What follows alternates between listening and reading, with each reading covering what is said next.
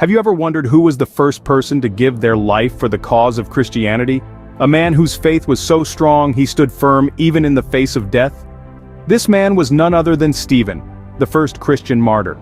As we turn the pages of the New Testament in the book of Acts, we encounter the inspiring figure of Stephen. Hand-picked as one of the 7 deacons serving the early Christian community in Jerusalem, Stephen was no ordinary follower. He was renowned for his wisdom and the miraculous signs and wonders he performed, his reputation reaching far and wide. But it wasn't just his extraordinary abilities that set him apart. It was his unwavering faith, his unshakable belief in the teachings of Jesus Christ. The story of Stephen is a testament to unwavering faith and conviction. Let's delve deeper into his life and legacy. Stephen's journey in the early Christian church began with his appointment as a deacon. This appointment, as chronicled in the book of Acts, saw Stephen as one of the 7 deacons in the burgeoning Christian community in Jerusalem. This role was not just a title, it carried with it weighty responsibilities. Among these duties was the distribution of food to widows, ensuring a fair and just allocation to all. But Stephen's role in the early church extended beyond these administrative duties. His ministry was as much about service as it was about spreading the word of Jesus Christ. Stephen was not just a servant, he was a preacher, a man of faith who spoke boldly and fervently about the teachings of Jesus Christ. His words echoed through the streets of Jerusalem, reaching the ears of believers and skeptics alike. And Stephen's ministry didn't stop at his words. He performed signs and wonders that left the people in awe. Miracles unfolded at his hands, further testament to the power of his faith. These miraculous deeds were not mere tricks or illusions. They were manifestations of divine power, a clear sign of Stephen's strong connection with the divine. Stephen's ministry was not just about preaching and performing miracles, though. It was about embodying the teachings of Jesus Christ, living a life of service and devotion, and inspiring others to do the same. Stephen's life and ministry were a testament to his unwavering faith and his deep conviction in the teachings of Jesus Christ. Such a powerful presence could not go unnoticed. Stephen's preaching and miraculous deeds drew the attention of many. He attracted followers who were moved by his words and deeds.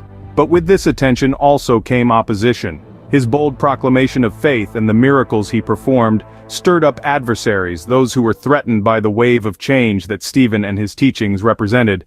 But Stephen's powerful preaching and miraculous deeds did not go unnoticed. They attracted both followers and adversaries. Stephen's story is a testament to the power of faith and the impact one person can have when they fully commit to their beliefs.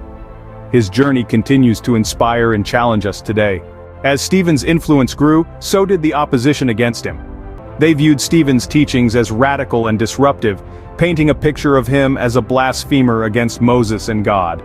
These leaders, unwilling to accept the transformative message of Christ that Stephen passionately preached, began to push back. They started by challenging Stephen in public debates, but his wisdom and eloquence were far too compelling. Frustrated, they resorted to more desperate measures. They began to stir up the people, spreading false accusations and rumors about Stephen. They claimed he was speaking against the Holy Temple and the law of Moses, twisting his words to suit their narrative. This calculated campaign of misinformation was effective. It created a wave of public sentiment against Stephen, culminating in a mob that dragged him before the Sanhedrin, the Jewish religious council. The Sanhedrin, composed of elders, scholars, and religious leaders, was the highest Jewish court in Jerusalem. Their role was to interpret the law and pass judgment. Stephen found himself standing before this council, facing trumped-up charges of blasphemy. The same council, it's worth noting, that had condemned Jesus Christ to death. The accusations were grave, the atmosphere tense, and the stakes were high. Yet Stephen did not flinch. He did not back down. He did not deny his faith. Instead, he stood tall, his face described as being like that of an angel, radiating an inner peace and assurance that left his accusers taken aback. Despite the accusations and the hostile crowd, Stephen remained steadfast. His response to the council was nothing short of remarkable. His fearless defense, his profound knowledge of the scriptures, and his unabashed declaration of faith would leave an indelible mark in the annals of Christian history.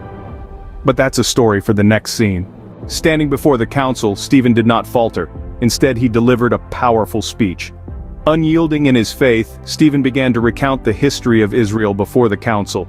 His words painted vivid images of Abraham's journey, of Joseph's trials in Egypt, and of Moses leading the Israelites out of bondage.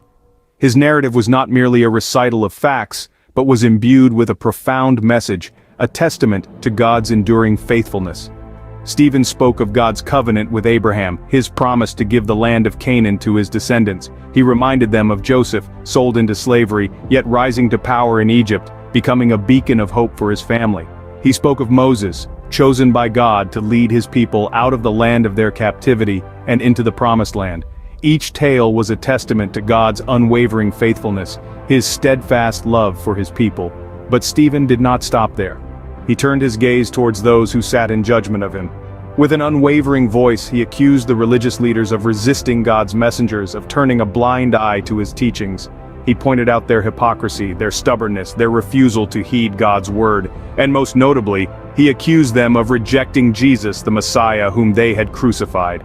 As the words of accusation hung in the air, Stephen's eyes were drawn upwards, his gaze fixed on a vision only he could see.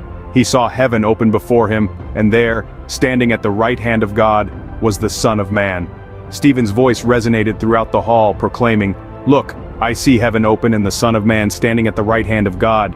His vision was not met with awe but with anger. His words, though filled with truth and conviction, were seen as blasphemy. The council, their hearts hardened, refused to accept Stephen's message. They chose to silence the messenger rather than heed his words. But even as they rejected his message, Stephen stood firm. His faith did not waver, his conviction did not falter. He held on to his vision, his belief in the Son of Man standing at the right hand of God. His words, his vision, his unwavering faith, these were his final testament before the council. Stephen's bold proclamation, however, sealed his fate.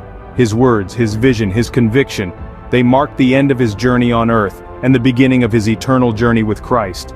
His speech before the council was not just a defense of his faith, but a declaration of his unwavering belief in Jesus Christ, the Son of Man, standing at the right hand of God. With his declaration, Stephen became the first Christian to lay down his life for his faith. This marked a pivotal moment in the early history of Christianity. Stephen, filled with unwavering faith, stood before the Sanhedrin, the highest Jewish religious council, accused of blasphemy. His bold proclamation of the gospel had stirred a crowd against him. Yet, even in the face of such vehement opposition, Stephen's faith did not waver. He held fast to his beliefs, and his courage did not falter. His final words, a vision of heaven and the Son of Man standing at the right hand of God, were a testament to his unshakable faith. The council, incensed by his words, sentenced him to be stoned to death. As the stones began to fly, Stephen's faith remained steadfast. As the Bible recounts, he fell to his knees and cried out, "Lord, do not hold this sin against them." His final act was one of forgiveness, embodying the teachings of Jesus Christ to the very end. Stephen's martyrdom was a defining moment in the early Christian church. His unwavering faith in the face of death served as a powerful example to other followers of Christ. His legacy was one of courage, faith, and forgiveness, and it continues to inspire Christians around the world today. Stephen's martyrdom is not just a story from the past, it's a testament to the power of faith and the courage to stand up for one's beliefs, even when faced with the harshest of consequences. His story serves as a reminder that faith is not just about belief, but about action. It's about standing up for what you believe in, even when it's unpopular or dangerous. It's about living your faith, not just professing it. Each year on the 26th of December, some Christian traditions commemorate Stephen's martyrdom, celebrating the feast of Saint Stephen. This day serves as a reminder of Stephen's courage, faith, and forgiveness. It's a day to reflect on the power of faith, the importance of standing up for one's beliefs, and the impact one person can have when they truly live their faith. Stephen's life and death serve as a powerful testament to the strength of faith and the courage to stand up for one's beliefs, even in the face of persecution.